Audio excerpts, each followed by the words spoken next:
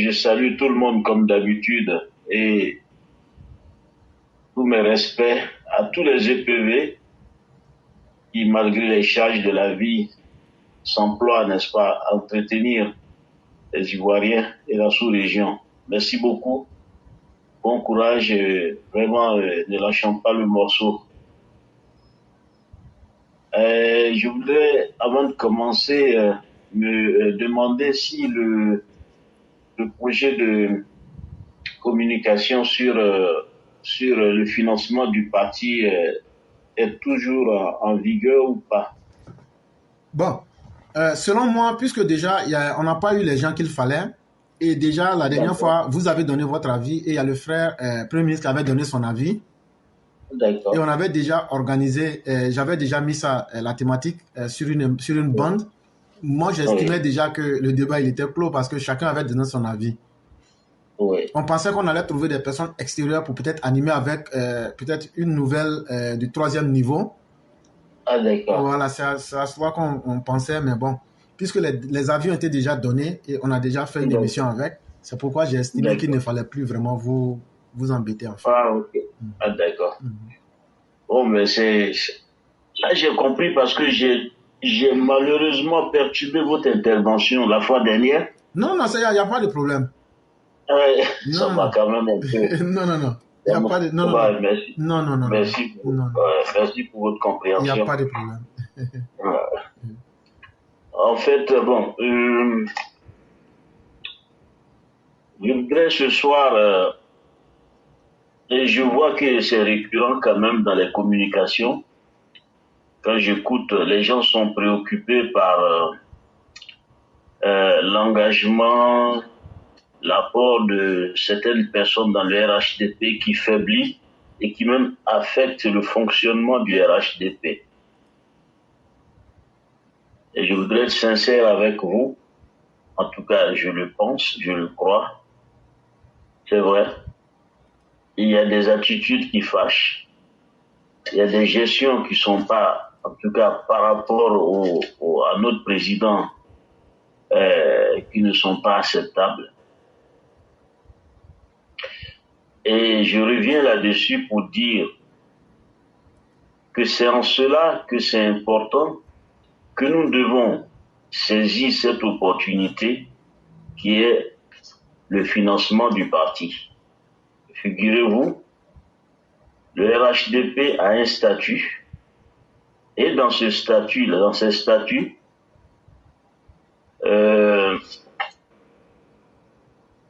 excusez-moi quelques secondes.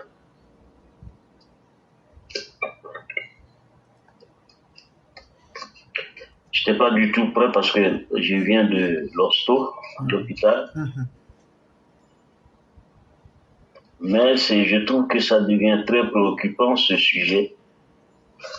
Parce que les colères, je suis très sensible aux colères, elles sont légitimes. Voilà, vous voyez dans les statuts du RHDP, je crois que c'est à l'article 1er, création et obédience, et au point 1-2, il est dit que le RHDP adhère à l'idéologie du libéralisme démocratique et de ce fait s'affirme comme un parti puissant. Oui. Il faut expliquer que par libéralisme, ça veut dire que nous croyons à la liberté de l'homme dans la société et que nous permettons à chacun d'exprimer ses capacités dans la société et de façon libre, mais que nos idées restent au centre. On n'est pas dans les excès du libéralisme comme par exemple le capitalisme sauvage. Effectivement, c'est ce que j'allais peut-être finalement finir par dire en conclusion, parce que c'est ce qui est écrit, comme un parti du centre, donc modérateur des excès de la droite et de la gauche, et résolument attaché à la forme républicaine de l'État et à son contenu démocratique. Vous voyez tout ça au respect aussi des droits de l'homme, donc ça rejoint d'une autre manière ce que vous venez d'évoquer, et des libertés publiques, vous voyez, individuelles et collectives dans le cadre d'une démocratie politique, économique et sociale. Voilà, vous voyez, le RHDP, dans son objet, a pour objet, pour me répéter, de conquérir et d'exercer le pouvoir d'État par la voie démocratique. Et pour atteindre cet objectif, le RHDP s'engage à rassembler tous les Ivoiriens et toutes les Ivoiriennes, et les Ivoiriens autour des idéaux de liberté, de paix, de travail, d'honnêteté et d'intégrité en vue d'une émergence d'une société démocratique libre et pleinement développée, qui permette à chaque citoyen d'assurer son plein épanouissement. Mais tout est dit dans ces... Et on continue au niveau des qualités de membres du RHDP. J'ai perdu mes notes.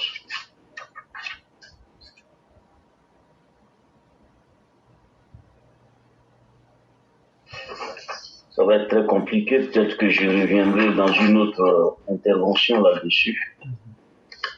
Je viens de l'hosto et je m'étais couché. Okay. Et donc, est-ce que pourquoi on ne pourrait pas, vous pouvez vous résumer, et demain, comme c'est la voix du militant? Voilà, c'est ça. Oui, ça sera encore plus facile. Il n'y a pas de problème, cher ami. Donc, au niveau des qualités des membres, comme on appelle ça, à part entière du RHDP, il y a la participation, aux cotisations qu'exige cette qualité-là. Et en fonction de cela, le membre qui adhère librement, n'est-ce pas, au RHDP, a des droits et des devoirs qui lui permettent, n'est-ce pas, d'agir sur le fonctionnement du parti. Donc vous comprenez que la majeure partie des populations, si on veut les qualifier, ce sont des sympathisants. Mais si on fait une étude sociologique, vous verrez que les gens se considèrent comme membres actifs du RHDP. C'est ce qui apparaît dans l'esprit des gens. Alors que, fonctionnellement, c'est des sympathisants, en fait. Et donc, même s'ils parlent du RHDP, ils n'ont pas un effet décisif sur le fonctionnement du parti. Les critiques, effectivement, sont entendues, parce que ce sont des esprits aussi qui sont sensibles à cela, parce qu'ils pensent, n'est-ce pas, au futur du parti, peut-être, mais ils sont un peu dans un confort qui fait que à peu près intouchables. Et ça, c'est un peu dommage. Et c'est en cela que moi, je souhaiterais vraiment qu'on mette l'accent sur cette possibilité qui est de financer le parti, peut-être de façon modeste, pour nous incruster vraiment par le droit dans le dispositif. Et c'est ça qui va vraiment donner un souffle nouveau, je pense, au parti, et puis consolider, en tout cas nous rassurer sur la protection même du leader, le président son Excellence Alassane Dramane Ouattara. Parce qu'il a trop donné, mais malheureusement, nous avons quand même peur de l'ambiance interne par moment qui montre que il y a des gens qui se sentent tellement en terrain conquis qu'ils peuvent faire des choses. Parce que effectivement, les sympathisants, les membres du RHDP, et finalement, malgré les critiques, ça ne va pas changer. Alors nous avons besoin de changer. Parce qu'il ne s'agit pas de changer pour 2025 seulement. Ce n'est pas l'objectif du parti. C'est un parti qui s'est constitué pour transformer la Côte d'Ivoire, pour amener la Côte d'Ivoire très haut, et puis pour rompre, n'est-ce pas, avec les anciennes pratiques qui n'ont fait que trop de mal à la Côte d'Ivoire, ou trop de maux à la Côte d'Ivoire. Donc vous comprenez tout de suite que nous devons observer minutieusement toutes les opportunités qui peuvent nous permettre, n'est-ce pas, d'agir, tu vois, en qualité de membres actifs, qui nous met au même niveau que ceux qui sont, n'est-ce pas, dans l'appareil fonctionnel. Et ça, si on arrive à résoudre ça par notre façon d'aborder les choses, par notre agir, n'est-ce pas, on va réussir un pas décisif. Le parti va essayer de mettre, en tout cas à travers le souffle nouveau, de l'ordre dans notre dispositif. Quand vous voyez une personne comme Tidiane Thiam, qui aujourd'hui est venu, comme il est venu au PDCI RDA, pour attaquer de front comme ça le RHDP, mon analyse là-dessus, c'est parce que il y a trop de passerelles. Il y a trop d'infiltration. Il y a aussi des exemples qui leur donnent, en tout cas, à espérer que ce parti n'est pas aussi solide, qu'ils peuvent, n'est-ce pas, l'ébranler et puis récupérer par des subterfuges, en tout cas, le pouvoir. Mais si on met la vraie démocratie, si on anime la démocratie au sein du parti, qui fasse que vous méritez vraiment, vous n'arrivez à un poste que par mérite, vous allez voir, ça va changer beaucoup de choses. Et sur ce sujet-là, je souhaiterais franchement dire que on en discute avec le Premier ministre, parce que c'est très important. Je pense que lui, il a un niveau qui est assez intéressant, qui permettra, n'est-ce pas, de toucher, en tout cas, toutes les formes de sensibilité dans l'appareil, et puis initier, en tout cas, des échanges constructifs pour nous permettre de sortir, en fait, pour ce que j'appelle de ce cafouillage, quoi, qui n'arrange pas le parti. Quand vous voyez des gens comme comme Katina, qui se donnent le luxe d'aller au Burkina Faso et faire des déclarations, entre guillemets, des guerres contre la Côte d'Ivoire, c'est parce qu'ils voient des choses dans le parti qui leur donnent qui ressemblent un peu à leur réalité et qui leur donnent à espérer qu'ils peuvent revenir. Mais comment nous pouvons, n'est-ce pas, rendre plus inattaquable cette image que le président a réussi à incarner et qui fait aujourd'hui la fierté et la force du RHDP. Le frère qui vient de parler l'a évoqué. Il y a deux forces dans le RHDP. Il y a le leadership du président lui-même, et puis il y a la base. Mais cette base n'a pas accès à l'aspect décisionnel. Et elle peut critiquer, mais ça s'arrête là. Et c'est cette opportunité que nous devons lui donner maintenant, pour que ceux qui sont dans l'appareil décisionnel puissent comprendre que demain ils peuvent disparaître. Et quand ils seront, n'est-ce pas, dans une ambiance de cette nature-là, c'est de reconnaître que s'ils ne peuvent pas continuer le combat, ils vont tout simplement céder. Si vraiment ils ont adhéré au RHDP avec une vision claire, parce que nous, notre vision est claire. Nous ne sommes pas dans un combat qui va s'arrêter. Nous voulons léguer quelque chose à nos progénitures, en fait, tous ceux qui vont venir après nous.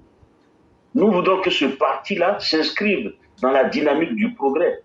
Que ce parti-là, qui a déjà commencé un travail colossal, n'est-ce pas, puisse, n'est-ce pas, non seulement le continuer, et si cela n'est pas possible, que cet esprit qui a pris forme, corps et forme, n'est-ce pas, dans la société ivoirienne aujourd'hui, plus s'étendre et puis s'enraciner pour chasser les prédateurs, n'est-ce pas, qui foulent au pied tout cet effort-là. Parce que l'effort qui est de lutter contre, n'est-ce pas, la gabegie, la gestion inacceptable des biens publics, la corruption, etc., qui est encore un chantier immense. Parce que ça est aujourd'hui dans l'ADN de beaucoup d'Ivoiriens qui ne peuvent pas concevoir, n'est-ce pas, arriver à un certain niveau de la société sans tricher. Et ça, une société de cette nature-là ne peut pas, n'est-ce pas, réaliser tout son rêve, alors que c'est possible le rêve que le président nous a présenté. C'est un rêve, nous sommes un peu dans les débuts du rêve, mais c'est 100 fois plus qu'en fait que ce rêve contient, qui n'est pas encore déployé. Il va falloir ouvrir les vannes pour que ce rêve se déploie complètement, pour sortir complètement la Côte d'Ivoire des griffes, n'est-ce pas, de ces prédateurs-là. C'est un travail assez immense et éclaireur, j'avoue sincèrement, que ton approche est assez constructive. Ton approche est assez constructive. Mais malheureusement, c'est ce qu'il faut reconnaître. Nous devons être lucides.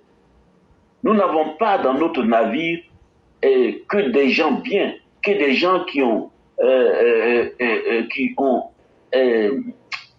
qui ont la capacité du docteur que nous regardons tous et qui nous apaise quand on regarde son acharnement au travail et aussi son, comment on appelle ça, sa probité.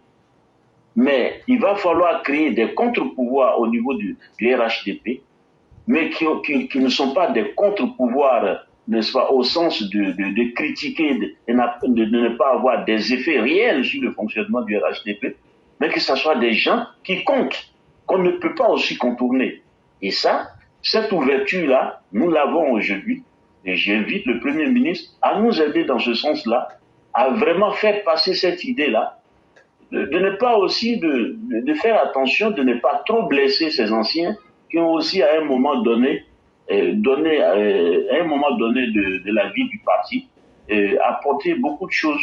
Mais aujourd'hui, on est en train de remarquer, de constater que ils sont un peu dépassés. Mais ce n'est pas grave d'être dépassés. Mais le problème, c'est de résister, n'est-ce pas, au souffle nouveau qui arrive et de créer des barrières qui n'ont pas de sens et qui vont plutôt étouffer le RHDP que plutôt de le laisser éclore comme une fleur au printemps. Voilà, c'est ce que je voulais dire là-dessus. Et c'est très important, je voudrais qu'on saisisse vraiment cette opportunité. Ça me hante, entre guillemets, ça me préoccupe, parce que je vois cette lumière, je vois qu'elle est là, peut-être petite, mais elle est là, et elle va nous servir, elle va nous permettre de faire taire à jamais ces hypocrites qui pullulent dans la sphère ivoirienne, dans la société ivoirienne. Des gens qui n'ont rien donné à la Côte d'Ivoire, qui lui ont arraché même son âme, aujourd'hui qui veulent venir. Mais c'est parce que nous voulons construire une Côte d'Ivoire intégrée. C'est parce que nous voulons donner une chance, n'est-ce pas, à tous ceux qui se sont égarés. Mais, de grâce, nous ne voulons pas donner la chance à ceux qui veulent, n'est-ce pas, continuer à entretenir la médiocrité, la méchanceté et la haine. Non, ceux-là, on va leur servir, en tout cas, la réponse qu'ils méritent. Et ça c'est pas une réponse qui s'adresse seulement à ces individus isolés, ou en tout cas ce petit groupe, n'est-ce pas, qui sont agglutinés dans un amas gluant et aussi dangereux comme du poison mélangé à une poudre qu'on ne sait pas. Mais ça s'adresse à toute la sous-région. Parce que ces crises nous ont permis de voir beaucoup de choses. Et ça continuera. On continue de voir qu'on a avec des gens dont il faut maîtriser la mentalité. La Côte d'Ivoire a été un pays qui a toujours accueilli, qui s'est jamais fourré dans la vie privée des gens. Mais avec ces crises, on a eu l'opportunité de comprendre que ce n'est plus cela. Et c'est en cela que je vois pourquoi en France, et peut-être dans d'autres pays européens ou occidentaux, les gens sont très, comment on appelle ça, regardants quant à la politique d'intégration. Parce que si vous intégrez n'importe qui et n'importe comment dans votre société, il est fort probable que vous soyez noyé même dans votre vie. Quand on parle de 30 millions d'habitants en Côte d'Ivoire, oui, c'est 30 millions d'habitants, mais ce n'est pas 30 millions d'Ivoiriens. Mais il faut aussi analyser, mais les quelques Ivoiriens, en fait, les Ivoiriens qui sont là, est-ce qu'ils vivent bien? C'est de cela qu'il faut faire notre analyse d'abord, avant de penser au bonheur de ceux qui viennent tout simplement piller et puis qui sont toujours prêts à nous enfoncer et qui militent avec nos ennemis à l'intérieur comme à l'extérieur pour nous créer toutes sortes de problèmes. Mais nous savons que la marche d'un pays, le fonctionnement d'un pays connaît ces genres de difficultés, mais c'est pas grave, nous allons prendre des résolutions, des dispositions pour pouvoir non seulement contenir cela, c'est le mot que j'aime beaucoup utiliser, mais aussi pour les amener, leur proposer un changement si c'est possible. Et si ce n'est pas possible, de leur montrer qu'ils ne peuvent pas et que cette façon de faire ne peut pas prospérer sur le sol ivoirien. Si nous sommes dans une organisation comme la CEDEAO, il faudrait que les règles soient respectées. On a vu que les gens ne sont pas prêts pour ça. Ils sont venus tout simplement pour un profit personnel. Le profit ne se fera pas sans donner en contrepartie. Ce qu'il faut est aussi donner à la communauté. Ils ne sont pas respectueux des lois, c'est tant pis pour eux. C'est ce que je voulais dire ce soir. Et j'espère qu'on va continuer d'échanger là-dessus. Et je souhaite qu'on fasse la proposition de façon très claire au Premier ministre pour qu'on nous entende beaucoup là-dessus.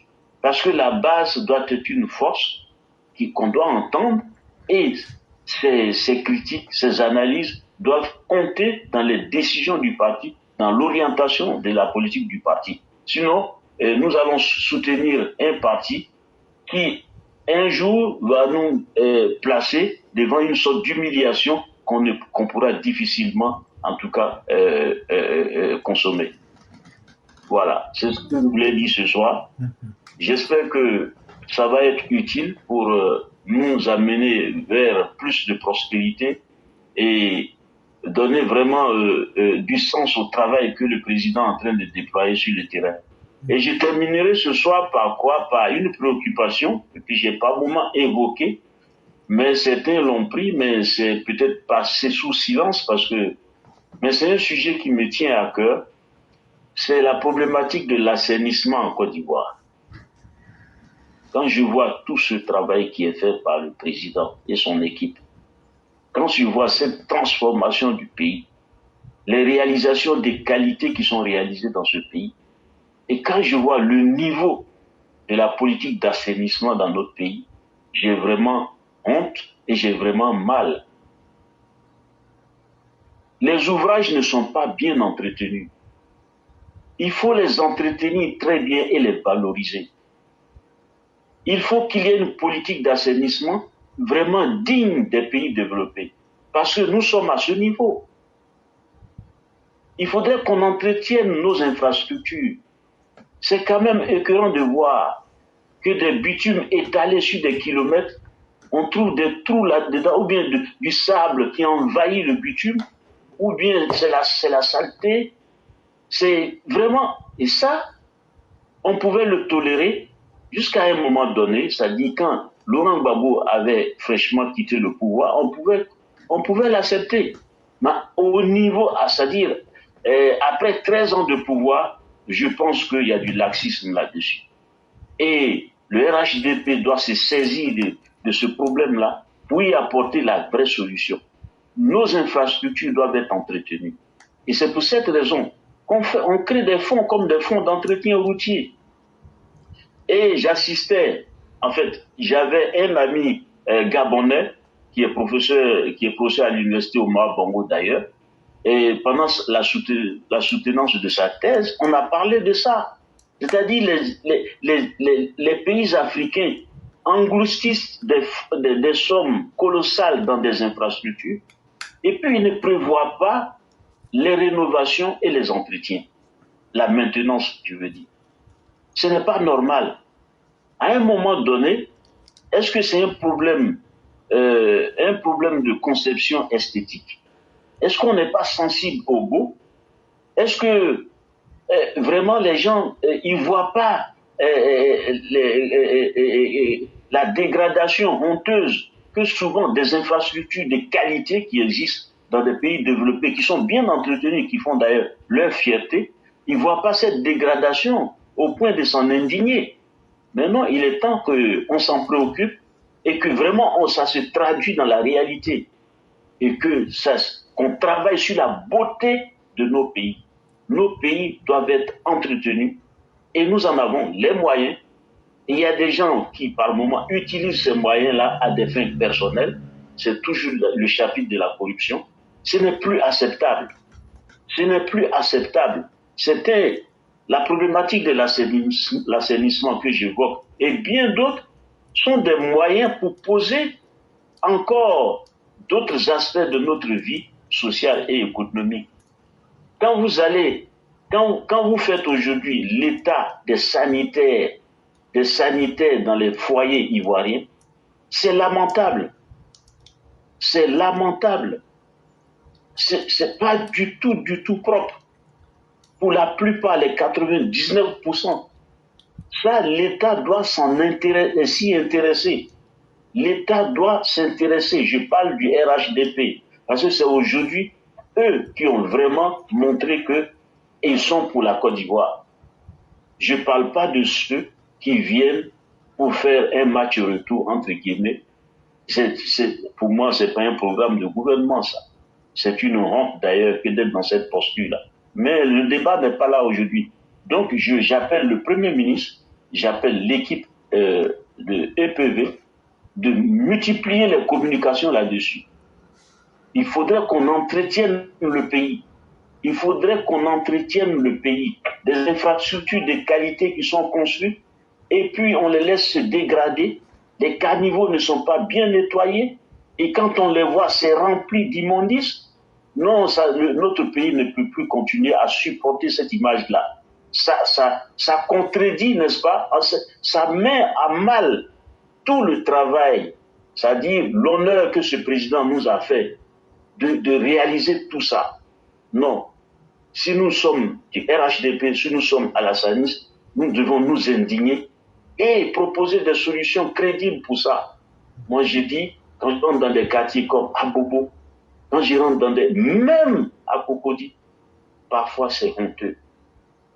C'est très honteux. Mais c'est pas parce que c'est honteux qu'on ne va pas en parler. Mais parce que nous voulons vraiment un progrès qui non seulement est visible, mais qui aussi de façon endogène est vécu. Alors si c'est un progrès de façade, moi je dis non. Nous ratons quelque chose d'essentiel. Il faudrait qu'on mette de l'éclat sur tout ce qui se fait actuellement dans le pays. Et nous pouvons, parce que le président, il ne peut pas tout faire. Le président a les idées aussi. Il attend qu'on lui propose des idées. Et je pense que c'en est une. Il faut que le Premier ministre, qui est aujourd'hui chef du gouvernement, se saisisse, en tout cas, de cette opportunité, de mettre l'accent sur l'assainissement. Et que vraiment tous les aspects de la problématique de l'assainissement soient adressés et habituer les Ivoiriens à comprendre que nous, si nous voulons un beau pays qui attire le monde entier, l'assainissement doit figurer parmi les principaux éléments. Et c'est ce que je voulais ici m'arrêter ce soir. C'est la contribution que je voudrais vous faire ce soir. Et je souhaite que vraiment ça soit dans l'agenda du gouvernement et que le président de la République sente que ce qu'il fait ne va pas disparaître, en tout cas, qui ne va pas être regardé à un moment donné comme un passage, vraiment, voilà, et que son travail va rester dans le temps et dans l'espace. Mes chers frères, encourageons-nous. Le RHDP n'a pas à son sein des gens, comme on dit, parfaits.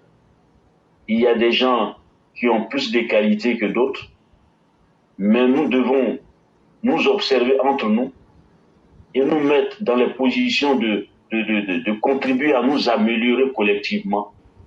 Je pense qu'il y a de la bonne graine, il y a aussi de la faiblesse, mais notre engagement, n'est-ce pas, à ne pas laisser le RHDP périr est plus important que tout. Donc l'opportunité qui nous est offerte, n'est-ce pas, de participer au financement du parti, il faudrait qu'on l'analyse et puis même participer à la faisabilité de ce projet-là. Je voudrais m'arrêter là pour vous souhaiter une bonne soirée et vous dire que nous sommes ensemble. Féliciter l'équipe EPV, dire que la Côte d'Ivoire, sans nous, c'est quelque chose c'est comme on l'amputait de quelque chose d'essentiel. Votre contribution est importante. Il ne faut pas se décourager. On ne va pas toujours voir ce qui nous plaît. Mais je vous assure, on est pas mal quand même. Mais gardons la flamme du militantisme et forçons les portes. Je pense que c'est à seul prix qu'on peut vraiment, véritablement honorer ce président-là, qui vraiment, non seulement est à la tâche, mais je vous assure, il a encore beaucoup à nous donner. Parce que même s'il n'existe pas, rien qu'à regarder son exemple, ça peut nous inspirer. Et ça, c'est plus important que ce qui se réalise actuellement. Bonsoir, merci beaucoup de m'avoir écouté et suivi aussi. Et je souhaite que les propositions que j'ai faites ce soir se retrouvent dans l'agenda du gouvernement. Et aussi que les débats viennent enrichir cela pour nous permettre d'avancer. Parce que nous avons beaucoup à faire. Beaucoup de choses ont été faites. Mais de loin, il y a encore beaucoup d'autres choses à faire. Bonne soirée. Au revoir. Vraiment, merci beaucoup, cher René. Et sans cela qu'on reconnaît le vrai intellectuel, comme nous disait le Christ, on reconnaîtra toujours le bon arbre par ses fruits. Et vraiment, un intellectuel, vous en êtes. Une thématique bien posée, un développement bien émis, et on sent vraiment là où vous voulez nous conduire. Et comme vous l'avez dit, ça sera chose faite. Et avec votre permission et de tous les EPV, je vais demander à notre maire Sali Koné de retenir la thématique. Quelle participation pour un RHDP nouveau? Et sur TikTok, on va discuter, puisque là-bas, c'est un 24 heures qu'on fait. Et on va inviter tout le monde. Puisqu'on se retrouve là-bas tous les jours, les dimanches ensemble. Je crois que de façon très posée, on va vraiment longuement laisser les gens s'exprimer. Et la thématique aussi de l'insalubrité, mais qui pour moi est la gestion même de l'après-Ouattara à travers les infrastructures. Sundiata le fait déjà, mais nous sommes très peu. Et moi-même, je l'ai dit, je n'ai jamais posté une image d'une réalisation du président, mais je me suis toujours inquiété de l'entretien et de l'image du président qu'on doit conserver après sa personne physique. Et donc aussi, voilà encore une deuxième thématique qu'on pourrait enrichir. Et donc, si l'équipe le permet et retient ce thème, le dimanche, on va parler comment redynamiser le RHDP pour lui donner un nouveau souffle pour les générations à venir. Et comment les militants doivent prendre possession du parti pour que ce soit véritablement un parti. Et en même temps aussi le problème de la gestion des infrastructures créées par le président Ouattara. Donc vraiment, merci vraiment pour cet apport qui est hautement salutaire, qui a été très utile même au-delà même de nos espérances, cher René. Et sachez que les débats vont continuer. Demain, c'est la voix du militant. Et tous les jours, tous ceux qui veulent peuvent venir égratigner le sujet, dire aussi leurs idées. C'est comme ça que nous enrichirons le débat. Et le dimanche, on va continuer encore pleinement sur TikTok pour essayer d'approfondir le débat. En réalité, c'est ce qu'il faut. Des débats enrichissants, des débats qui peuvent faire progresser les idées. C'est ça le but même des intellectuels dans une démocratie. Et vraiment, c'est un cours magistral que vous nous avez donné. On pourra donc faire les travaux dirigés, peut-être sur TikTok, pour que vraiment la masse, la plus grande partie de la population puisse comprendre. Ça sera vraiment très utile.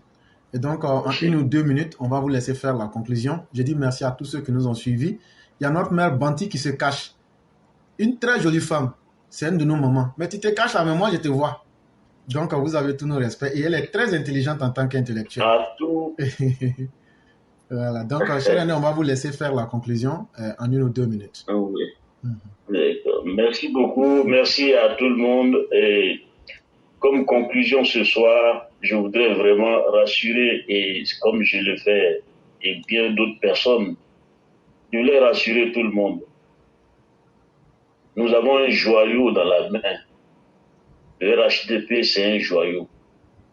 Vous voyez dans la marche, dans la quête de la perfection, vous entendez plusieurs voix. Et toutes ces voix ont une puissance extrême qui vous dit, viens par ici, grossis ta bourse, viens par là, c'est par ici que c'est encore mieux.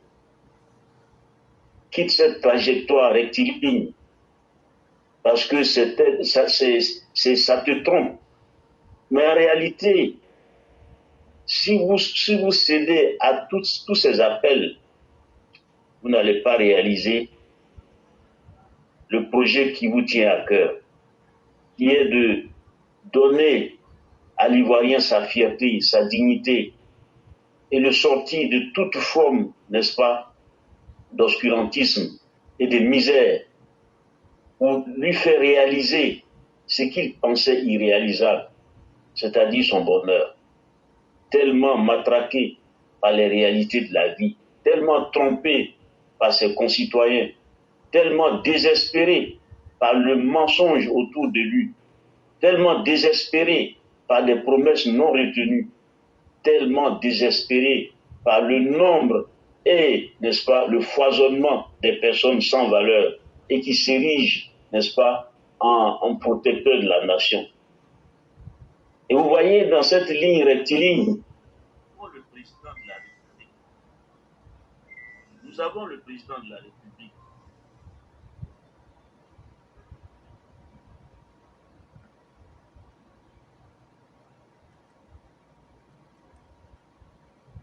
Nous avons malheureusement perdu l'aîné qui a reçu un appel.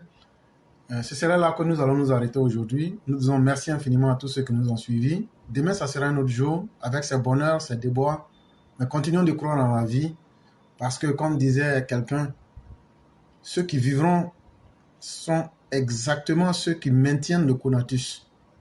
Je mélange ici Hugo et Spinoza pour dire que la volonté de tenir à la vie, il n'y a pas une force qui soit plus grande que celle-là. Si tu veux vivre, il faut simplement te battre pour rester en vie. Merci à tous. Excellente soirée à chacun, à chacune. Demain sera la voix du militant. Ce sera aussi un autre jour, si Dieu nous le permet.